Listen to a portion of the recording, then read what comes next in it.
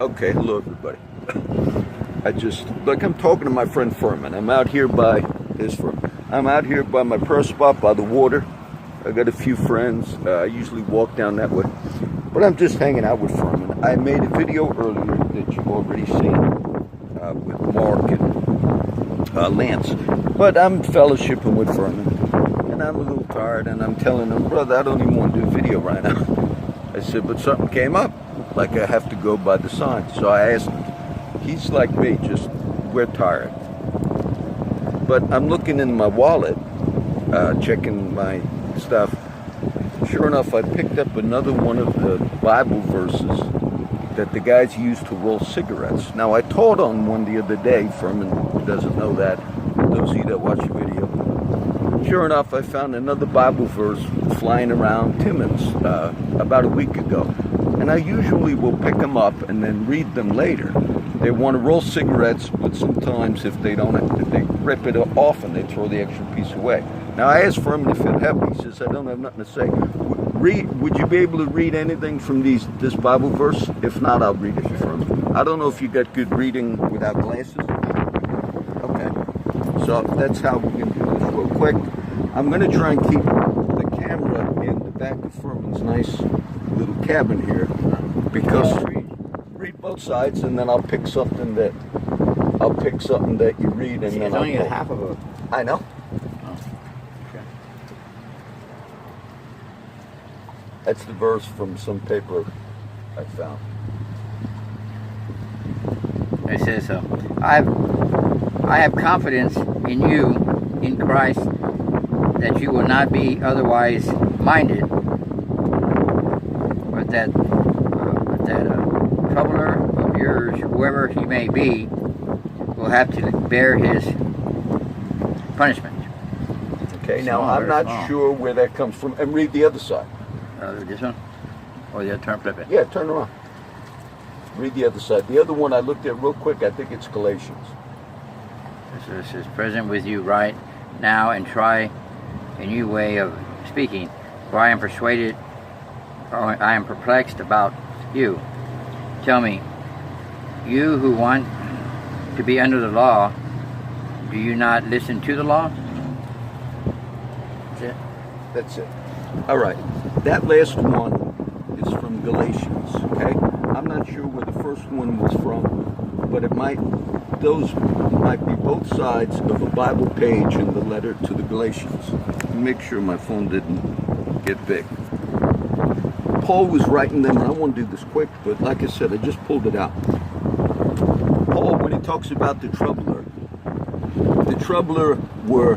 we refer to them as the Judaizers, and these were the Jewish believers out of the church at Jerusalem that were always persecuting Paul and the Gentile believers. And what they were teaching was you as a believer and a non-Jew or Gentile still have to become circumcised and obey the law, the Ten Commandments, in order to be saved.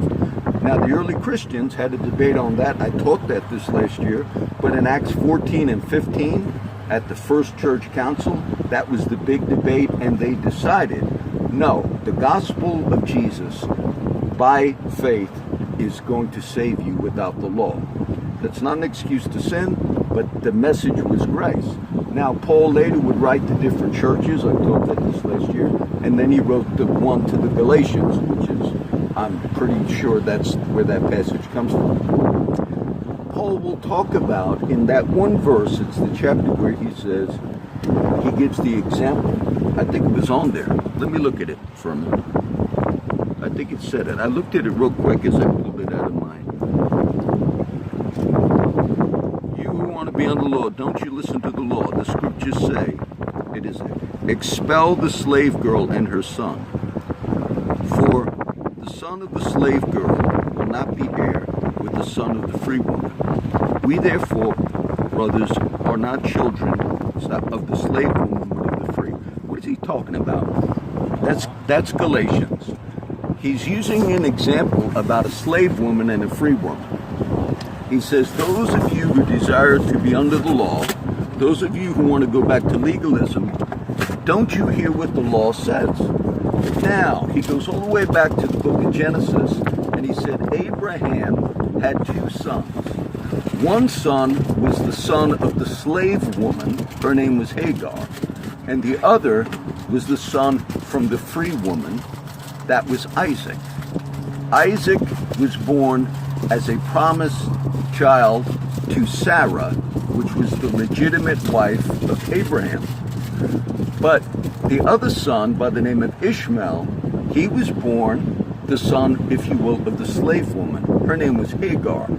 God had promised, that's that verse, and I'll unfold it a little bit. God made promises to Abraham, and he said to Abraham, get out of your country, from your kindred, from your father's house, into a land that I will show thee. And I will make of thee a great nation, and I will bless those who bless thee, and I will curse him who curses thee. And through thy seed will all the families of the earth be blessed. Genesis 12, Genesis 15. And the Lord God took Abraham outside and said, look at all the stars.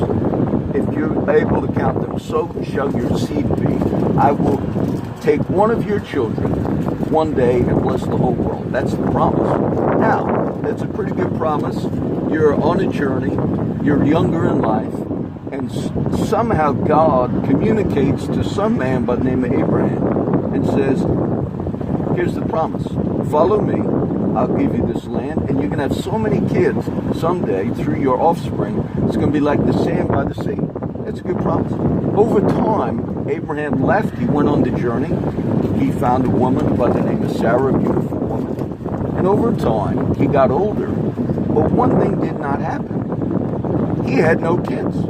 Now, there were a lot of people living in the land that had children. And you would think the one guy that God promised, you're going to have so many kids, more than anybody, you'd think he would have a kid one day. Well, he wasn't having a kid. And time grew, time went on. This is all the book of Genesis.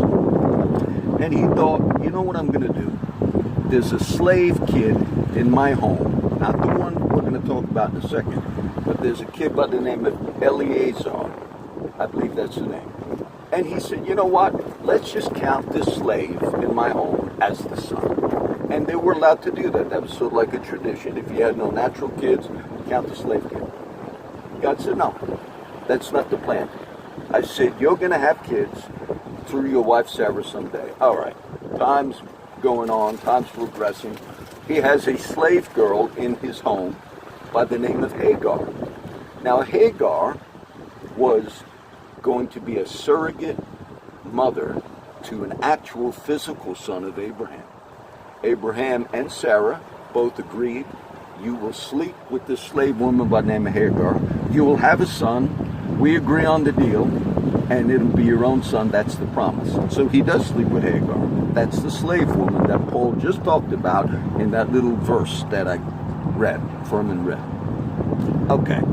He has a son, and that son's name is Ishmael. It seems as if the plan worked. And then one day, Ishmael's about 12 years old. Abraham's getting older. He's now reaching about 100 years old. His wife, Sarah, is about 90. And the Lord appears to them and says, you see this boy that you had, Ishmael? You think he's the promise? Sarah's going to have a son. She's going to conceive, and she's going to have a son. The messengers, the angels, said that to Abraham. Sarah hears this and laughs. Says, are you kidding me? After all this time, this can't happen. So it's going to happen. The time is going to come. Time's come. You're going to get pregnant. Sure enough, she gets pregnant. She has a boy, and his name is Isaac. When the boy Isaac is born, Abraham already bonded with Ishmael, the son of Hagar, the slave woman. And when God initially told this to Abraham and Sarah, you're going to have a real son from your wife Sarah, Abraham actually responded and said, let Ishmael live before me. Abraham at that point bonded and said, let this one be the one. God said no. See, God had another plan that was going to be fulfilled. Okay, eventually, Sarah, has the son. Paul in Galatians says that's an example of the son born after the promise, the example of the son born from the free woman. All right. Over time, one day they're having like a little party, a little family outing, and Sarah sees the son of the slave woman Hagar mocking Ishmael, making fun of Isaac. Ishmael, the son of the slave woman, starts making fun of Isaac one day, and Sarah sees it. Now you got to understand, there's a sibling rivalry going on in that household, and plus the other wife is still working for Abraham and for Sarah. So you got a lot of problems in that household. And Sarah, when she sees Ishmael, who Abraham loved, mocking her son Isaac, she says, get rid of her. Her and the slave woman and her son, get rid of her. And then Abraham sends them out.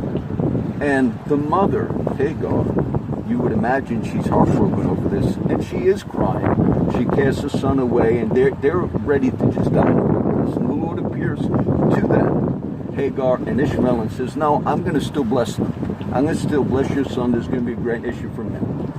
And Sarah raises Isaac, the promised son, the one that God promised. All these years later, when Paul wrote that letter and that verse, he told the Galatians, if you go back to the law, you're going to be just like the son of that slave woman. The example was, you'll be in bondage. You'll go back into bondage like the son of the slave woman. That's an example. That's what Paul was saying.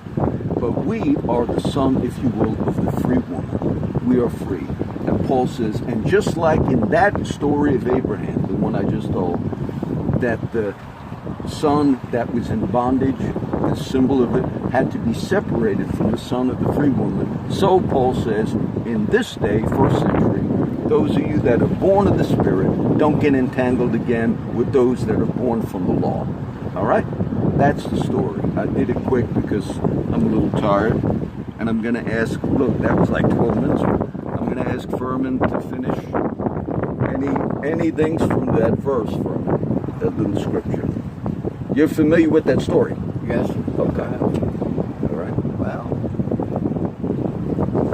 I'm tired right now, and thank God I'm not under the law because I'd be more tired, right? Yeah. Getting it out of the wind. Okay. That's all right. Look, I'll be honest with you.